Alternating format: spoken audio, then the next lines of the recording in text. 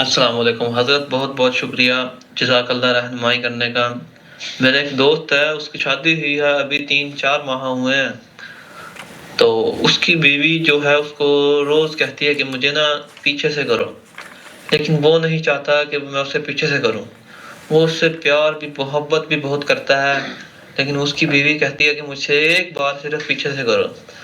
اب کوئی ایسا راستہ اختیار وہ نہ کر لے کہ کوئی غلط راستے پہ وہ چل پڑے، کسی باہر والے سے، کسی غیر جانبدار شخص سے اگر وہ باہر سے کرواتی ہے پیچھے سے، اگر اس کا شوہر کو جیسے وہ پرپوز کر رہی ہے کہ مجھے پیچھے سے کرو پیچھے سے کرو، اس کے لیے کوئی دین اسلام میں کوئی جگہ ہے، گنجائش ہے، تو وہ تو ہماری رہنمائی کر دیجیے، جزاک اللہ خیر۔ السلام علیکم۔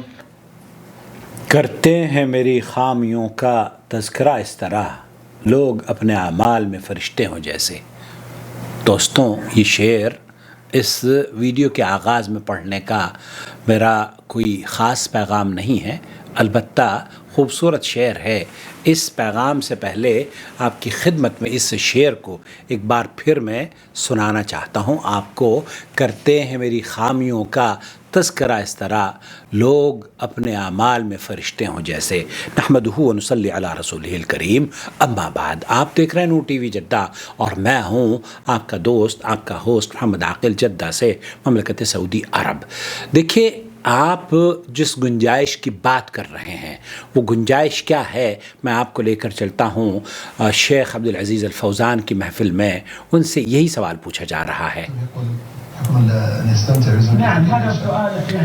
یہ ایک ایسا سوال ہے جو کہ بار بار ہمارے یہاں لوگوں کے درمیان پیش آتا ہے، اور اس سوال کو پوچھنے میں بھی لوگ شرماتے ہیں۔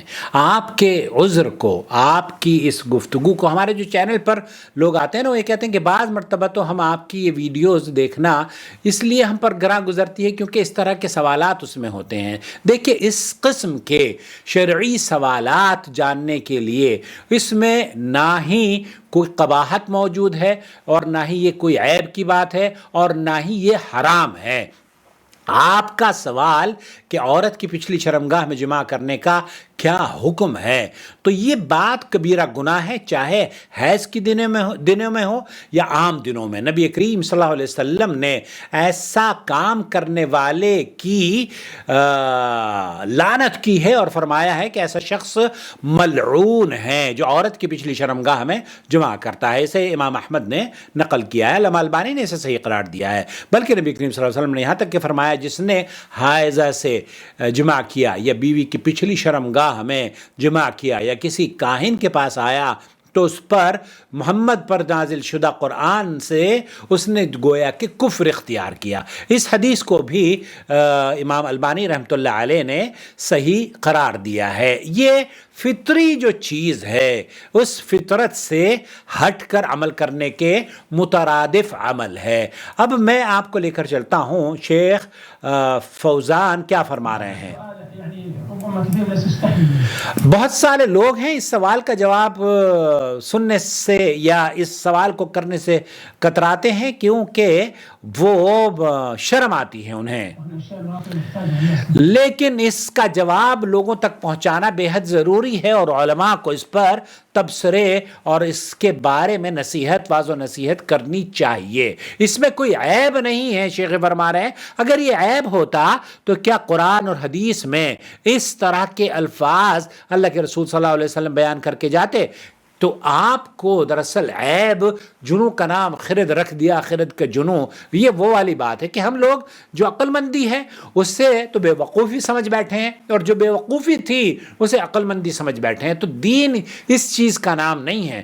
دین کے اندر جتنے بھی مسائل ہیں ان کا جاننا ہم پر واجب ہے، آپ اور ہم، تاکہ گناہوں سے اپنے آپ کو بچا سکیں۔ اختصار سے بتاؤں گا۔ اللہ عز وجل حرم علی الزوج شیئین من زوجته، دو چیزیں اللہ تعالیٰ نے صرف عورت کی حرام کی ہیں۔ یہ باتیں یاد کر لیجئے، پلیز پلیز پلیز۔ وهذا نزلت عليه نصوص كثيرة في الكتاب والسنة، ان دونوں چیزوں کی کتاب و سنت میں اور امت میں علماء کا اس پر اجماع ہے۔ اور دلائل بھرمار ہیں اس پر. الأمر الأول هو إتيان الحائض. اتیان الحائض، پہلی بات جو بیان کی جا رہی ہے وہ یہ کہ عورت کو اس کی ماہواری کے دنوں میں اس سے لذت یا ہم بستری کرنا، جماع کرنا، فی قبلہ، دبر نہیں، اس کے جو شرمگاہ ہے جہاں سے بچے پیدا ہوتے ہیں، جو حلال ہے، جس حلال کام کو ان خاص ایام کے علاوہ کرنے سے آپ کو ثواب ملتا ہے، اللہ تعالیٰ ان ایام میں جب حیض سے عورت ہو رہی ہوتی ہے آپ کو منع فرما رہا ہے، یہ آپ کے لیے جائز نہیں. قرآن کریم میں اس بات کا حکم ہے. فاعتزل النساء، اللہ تعالیٰ نے تو اس کو بیماری قرار دیا ہے، اس کو اذى قرار دیا ہے، اس کو تکلیف ہے. اس عورت کو جب بیماری کی حالت میں ہو، فاعتزل النساء فی المحیض، تو اللہ تعالیٰ نے اللہ کے رسول صلی اللہ علیہ وسلم کو یہ فرمایا. سورہ بقرہ آیت نمبر 222 اگر آپ پڑھیں گے تو آپ یہ سمجھنے کی کوشش کیجئے کیا قرآن کریم عیب اور برائیوں کو نشر کرے گا؟ نہیں، بلکہ میری اور آپ کی تربیت کے لیے، انسانوں کی فلاح و بہبود کے لیے ہمیں وہ پیغام دے رہا ہے کہ وَيَسْأَلُونَكَ عَنِ الْمَحِيضِ قُلْ هِيَ أَذًى فَاعْتَزِلُوا النِّسَاءَ فِي الْمَحِيضِ. تو حیض کے بارے میں کہ آپ سے اگر کوئی حیض کے بارے میں پوچھے تو عورتوں کو ان حیض کے دنوں سے دور رہیں، مطلب ان کے ساتھ مباشرت نہ کریں. ان کے ساتھ، ان کا مطلب یہ کہ نکاح سے مراد اس کے ساتھ شرمگاہ میں لذت حاصل کرنا یا اس سے اجماع کرنا یہ جائز نہیں ہے. اور ثانی، دوسرا جو مسئلہ ہے وہ یہ کہ عورت کی پچھلی شرمگاہ میں تو دو چیزیں حرام ہیں عورت کی.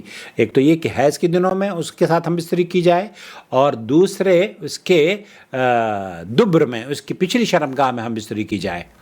هذا أيضا بالإجماع لا يجوز، ويدل عليه قول عز وجل فأتوا حرثكم أن شئتم. اور اللہ تعالیٰ نے یہ فرمایا ہے فأتوا حرثكم أن شئتم، تو آپ اپنی بیویوں سے اس مقام سے مباشرت کر سکتے ہیں جہاں سے بچے پیدا ہوتے ہیں، جہاں سے کھیتیاں اگتی ہیں.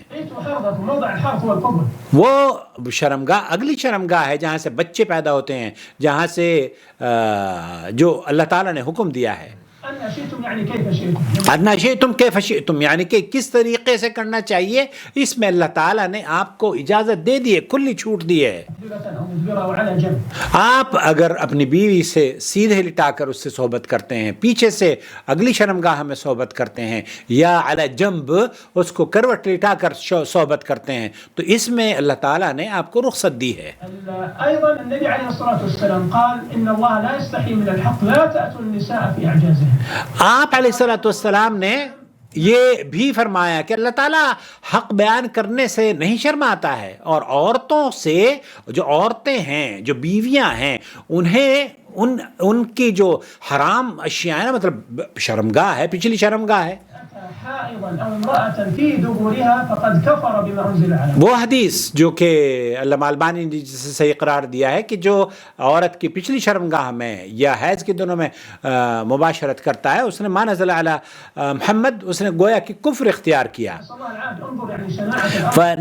صلی اللہ العافیہ. ہم اللہ تعالیٰ سے اپنے لیے اور آپ کے لیے حفاظت کی دعا کرتے ہیں، اور آپ دیکھیے کہ اللہ کے رسول صلی اللہ علیہ وسلم کی ان الفاظ میں شدید مذمت پائی جاتی ہے. ربما بعض الناس يتساهلون، تو اس امر میں بہت سارے لوگ سستی کا شکار کرتے ہیں، سستی ہے، تساہل برتتے ہیں، اور نہ جانے کچھ کر بیٹھتے ہیں. تو یہ عورت جو آپ کے دوست کی بیوی ہے، وہ جو مطالبہ کر رہی ہے، اس کا مطالبہ غیر شائستہ ہے، غیر اسلامی ہے، حرام کا مطالبہ ہے.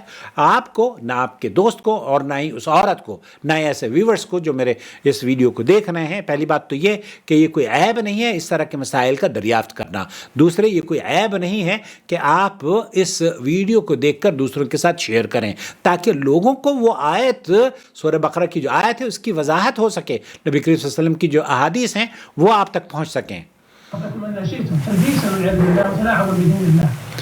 وأيضا النبي عليه الصلاة والسلام سمى هذا الفعل اللوطية الصغرى.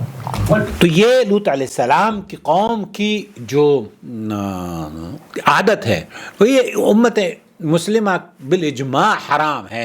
खुलासा कलाम ये हुआ कि उस औरत का मुतालबा दुरुस्त नहीं है, उसे चाहिए कि अल्लाह से डरे, और अगर वो बार बार मुतालबा करे तो आपको हक़ है कि आप उससे अलहदगी इख्तियार कर सकते हैं। अस्सलामु अलैकुम वरहमतुल्लाहि वबरकातुहू। आपका भाई मोहम्मद आकिल जद्दा से।